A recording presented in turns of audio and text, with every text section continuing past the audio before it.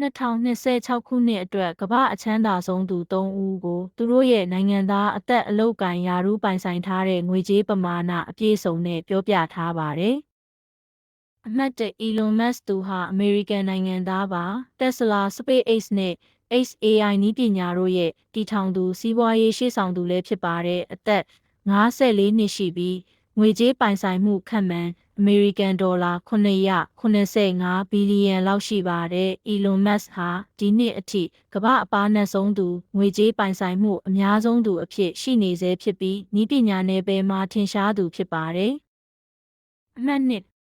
Larry Page သူဟာအမေရိကန်နိုင်ငံသားပါ Google Alphabet နည်းပညာကုမ္ပဏီတို့ရဲ့တည်ထောင်သူစီးပွားရေးရှေ့ဆောင်သူလည်းဖြစ်ပါတယ်။အသက်53နှစ်ရှိပြီးငွေကြေးပိုင်ဆိုင်မှုခန့်မှန်းအမေရိကန်ဒေါ်လာ229ဘီလီယံလောက်ရှိပါတယ်။သူရဲ့အဓိကဝင်ငွေဟာအွန်လိုင်းရှာဖွေရေးစနစ် Google သက်တမ်းတိုးမြင့်ရေးမှရရှိသောအစုရှယ်ယာများကဖြစ်ပါတယ်။ Larry Page ဟာ Google ရဲ့တည်ထောင်သူတစ်ဦးဖြစ်ပြီးကမ္ဘာမှာဒုတိယငွေကြေးပိုင်ဆိုင်မှုအများဆုံးပိုင်ရှင်ဖြစ်ပါတယ်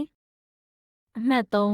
Jeff Bezos သူဟာအမေရိကန်နိုင်ငံသားပါ Amazon နည်းပညာကုမ္ပဏီရဲ့တည်ထောင်သူအကြီးတန်းအုပ်ချုပ်သူစီးပွားရေးရှေ့ဆောင်သူလည်းဖြစ်ပါတယ်။အသက်62နှစ်ရှိပြီးငွေကြေးပိုင်ဆိုင်မှုခန့်မှန်းအမေရိကန်ဒေါ်လာ258ဘီလီယံလောက်ရှိပါတယ်။သူရဲ့အဓိကဝင်ငွေဟာအွန်လိုင်းရောင်းချရေးစနစ်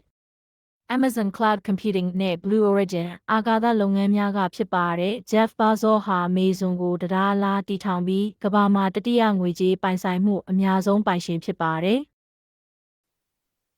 ဒါကတော့2026ခုနှစ်အတွက်ကမ္ဘာပေါ်မှာအချမ်းသာဆုံးလူ3ဦးအကြောင်းအားလုံးပါပဲ။ကြည့်ရှုနားဆင်ပေးသူအားလုံးကိုစိတ်နှစ်ဖြာကျန်းမာချမ်းသာပြီးဘေးဆိုးအန္တရာယ်များမှကင်းဝေးကြပါစေ။